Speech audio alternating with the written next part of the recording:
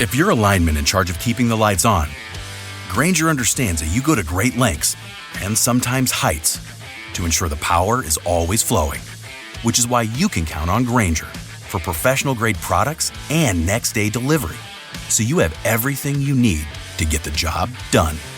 Call 1-800-GRANGER, click Granger.com, or just stop by. Granger, for the ones who get it done.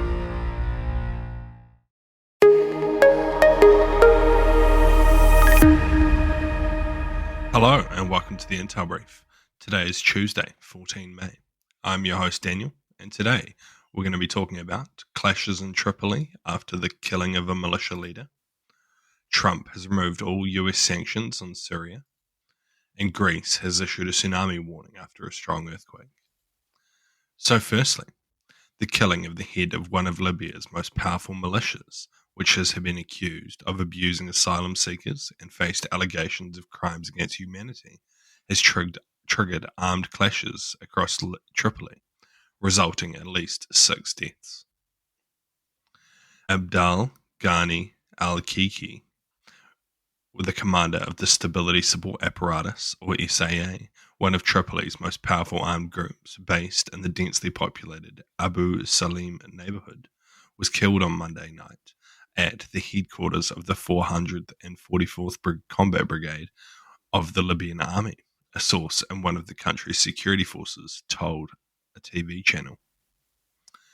Kikli, one of the capital's most influential militia leaders, has recently been involved in disputes with rival armed groups, including factions linked to the city of Misrata. His SAA is under the Presidential Council that came to power in 2021, with the Government of National Unity of Abdul Hamid through a UN-backed process.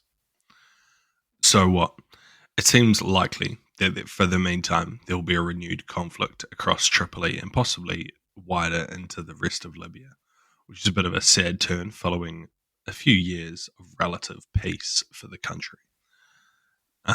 There's been more fighting overnight, which wasn't reported in this article, but have had video sent to me this morning. And yeah, it seems unlikely that things are going to slow down anytime soon. Basically, this has been seen as a betrayal within this national unity government, which has kind of derailed the UN's process of trying to get them peace.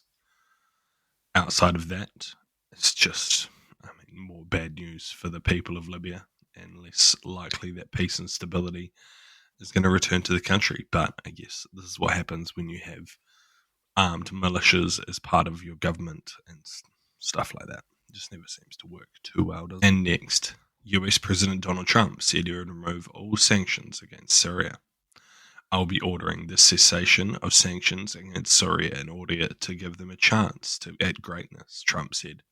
Speaking at an investment forum in Riyadh, he had served an important function, but it was now time for Syria to move forward.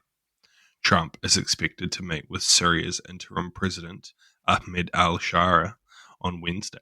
The president agreed to say hello to the Syrian president while in Saudi Arabia tomorrow, the White House said. Trump is in the kingdom, the first leg of the 3-nation visit around the Middle East. So what?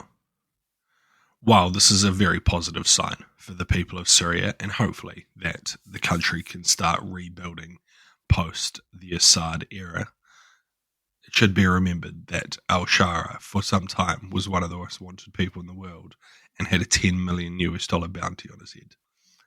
He's not going to change his ideas and his fundamental beliefs overnight, but it is positive. He does control the country, and people need to work with him and at least give him a chance.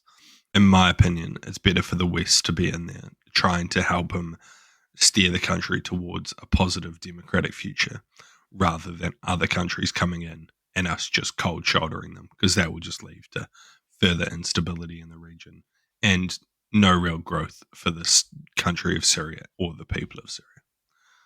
So give him a chance, but keep an eye on him.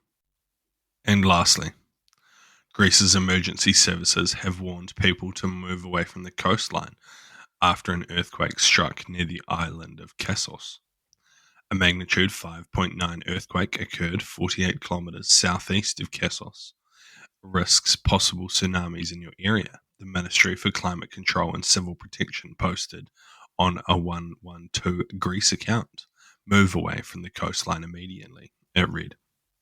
The tiny island of Kessos, which has a population of around 1,000, lies in the Aegean Sea between Crete and Rhodes.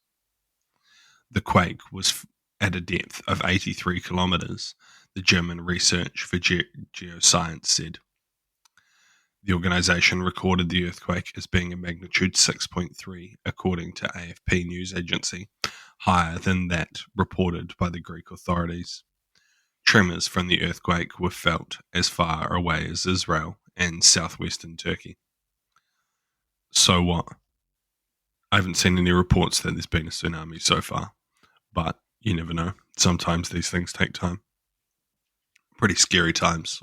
I mean, there's been numerous earthquakes and stuff, but it is pretty awesome to see how civil protection can now very quickly inform people, even on remote islands of small populations such as this, and give them the opportunity to move to high ground rather than just, we deal with it afterwards, which was basically how it happened for all of history until recently.